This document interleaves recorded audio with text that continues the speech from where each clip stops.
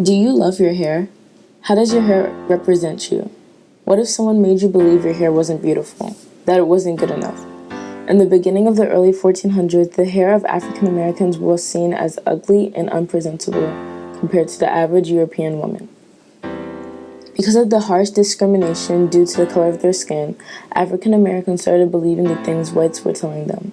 African Americans began the mindset that the only way to be successful is to look like a white person. Going to school with predominantly white people, it made me feel like there was something wrong with me because I didn't have straight hair. It made me feel like something was wrong with the texture of my skin because it wasn't as light as my friends. I've had several experiences going to a parochial school with predominantly white people where teachers would humiliate you in class because of things that you could not help. My hair is curly. It's nothing that I can do to make it straight other than put a perm in my hair, and I did that for way too long. They started using products such as the hot comb, perms, and relaxers to conform to hairstyles of white people. Once organizations appeared supporting African American individuality, African Americans started branching out, creating the natural hair movement. The conflict of how African American hair was negatively perceived during the 19th and 20th century led to multiple compromises constructed by African Americans to fit into white society. Before African slaves were taken from their countries and tribes, traditional hairstyles were very elaborate and represented them. Hairstyles and hairdresses determined status and identities across Africa. Hairstyles, especially traditional African braids hairstyles, also indicated a person's age and religion. There was once an African belief of the thicker your hair, the more riches you have, and the thinner your hair, the more mourns and filth you have. This belief is in opposition to what whites believe. Traditional hairstyles had a big cultural significance before slavery occurred. In 1444, white Europeans traveled to the west coast of Africa to begin slave trade. Once the slaves arrived to America, their African culture, language, and traditions started to disappear. Their hair was also taken away from them when slave owners cut their hair, limiting their sense of individuality. As we all know, the majority of African slaves had to pick cotton. In the 18th century, whites connected the appearance of the cotton to the texture of slaves' hair. They began to classify the hair as wool. This brought about the term nappy. These terms and classifications dehumanized African slaves, making them long to look white. A conflict that white people threw at blacks was forcing them to work in the cotton fields. Outdoor slaves often received ringworm, which would stop their hair from growing and cause bald patches. Head wraps were often used to conceal the bald patches. When slaves stopped working on Sundays, it gave women time to style their hair. However, they were still unable to go back to the African styles because the combs they had previously used and palm oil were not available in America. As a compromise, women had to wash and condition their hair with butter, kerosene, and bacon grease, and brushed it with carding combs used for sheep.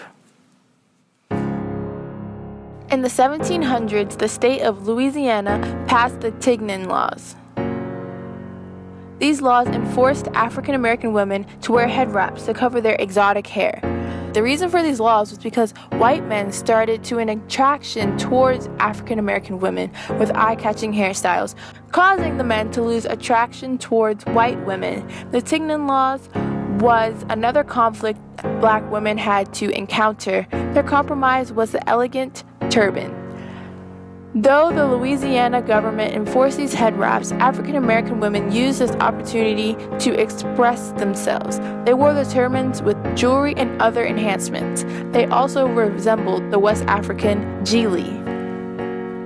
During 1865 to 1900s, whites continuously brought down African American hair, giving it no place in society. Faced with this conflict, African Americans looked to the metal hot combs, which came to America in 1880 and became greatly wanted by black women who wanted to conform to white society. The comb was made by Marcel Gratude, and it temporarily straightened the kinks of their natural hair. In the time after slavery, white people started to look at black women who styled their hair similar to white women as well-adjusted. Good hair becomes a prerequisite for entering certain schools, churches, school groups, and business networks. Throughout the 1900s, blacks continuously relaxed and pressed their hair, sticking to their compromise. Great contributors to this compromise were Madam C.J. Walker and Garrett Morgan. In 1905, Walker began experimenting with different products and home remedies to solve her hair loss problem, eventually creating her own shampoos and hair treatments to turn her nappy hair into stereotypical good hair. And Garrett Morgan, who was an inventor, accidentally mixed chemicals that somehow temporarily relaxed the curls of black hair, making them straight. Although the mix was originally made for fabric, when I first cut my hair short, I did texturize it, but it takes just as much discipline as a perm, and I don't really want to do that. So for the most part, I don't do anything other than maybe put some grease in my hair and use my husband's brush and brush it just like he brushes his. Because of Walker's and Morgan's popular products for achieving good hair, it put a delay in the natural hair movement. Not until the 1950s and 60s do blacks start going back to their roots. The instigators of the movement, now known as the natural hair movement, are the Black Panthers and the 1960s Black Power movement that declared black is beautiful and not least unstraightened natural black hair. In 1968, Kathleen Cleaver, a leader of the Black Panther Party, said this about the natural hair movement occurring in that time. This brother here, myself, all of us were born with our hair like this, and we just wear it like this because it's natural, because the reason for it, you might say, is like a new awareness among black people that their own natural appearance, physical appearance is beautiful and it's pleasing to them. For so many, many years, we were told that only white people were beautiful. Only straight hair, light eyes, light skin was beautiful. And so black women would try everything they could, straighten their hair, lighten their skin to look as much like white women. But this has changed because black people are aware. And white people are aware of it too because white people now want natural wigs. They want wigs like this. Dig it? Isn't it beautiful? All right. The afro soon became not only a popular hairstyle, but a political statement. Popular black trendsetters like Nina Simone, Pat Grier, and Tamara Dobson wore afros as well, symbolizing their support for the movements. The afro was booming in the 60s and 70s. Not until the 80s is when whites started targeting natural-haired blacks. Many arrests were targeted towards afro-wearing blacks. Other reasons why the natural hair movement died down was because the Black Panther Party disbanded, the afro became a trend and not really noticed as a political movement anymore. Because the afro died, blacks moved on to other natural hairstyles like braids and cornrows, which demised their ability to be in white societies. For example, in the 1980s, civil rights groups led boycotts against the Hyatt hotel chain after it fired a black female employee for wearing cornrows. In 1981, Renee Rogers lost her job at American Airlines for wearing cornrows.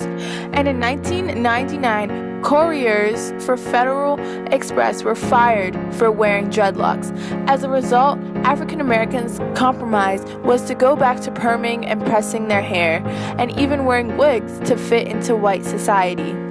Straight wigs allowed African American women to attain different styles with ease and also conform to Eurocentric beauty standards.